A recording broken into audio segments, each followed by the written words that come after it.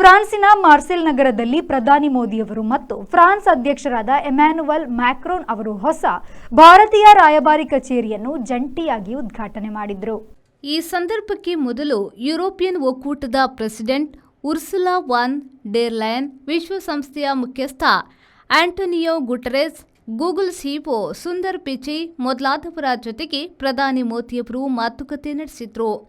ಭಾರತದ ಪ್ರಧಾನಿ ಆಸಕ್ತಿ ತೋರಿಸುತ್ತಿರುವುದರಿಂದ ಮುಂದಿನ ಜಾಗತಿಕ ಎಐ ಶೃಂಗಸಭೆಯು ಭಾರತದಲ್ಲಿ ನಡೆಯುವುದು ಎಂದು ಈ ಸಂದರ್ಭದಲ್ಲಿ ಫ್ರಾನ್ಸ್ ಅಧ್ಯಕ್ಷರಾದ ಮ್ಯಾಕ್ರೋನ್ ಹೇಳಿದರು. ಭಾರತ ಮತ್ತು ಫ್ರಾನ್ಸ್ ನಡುವೆ ವ್ಯಾಪಾರ ವಹಿವಾಟು ಸುಲಭಗೊಳಿಸುವ ನಿಟ್ಟಿನಲ್ಲಿ ಪ್ಯಾರಿಸ್ನಲ್ಲಿ ಸಂಬಂಧಿಸಿದ ಹಲವು ಮುಖ್ಯಸ್ಥರ ಜೊತೆಗೆ ಕೂಡ ಮೋದಿಯವರು ಮಾತುಕತೆ ನಡೆಸಿದರು. ಇಲ್ಲೂ ಮೋದಿಯವರು ವಿಕಸಿತ ಭಾರತ 2047 ಎಂದರು.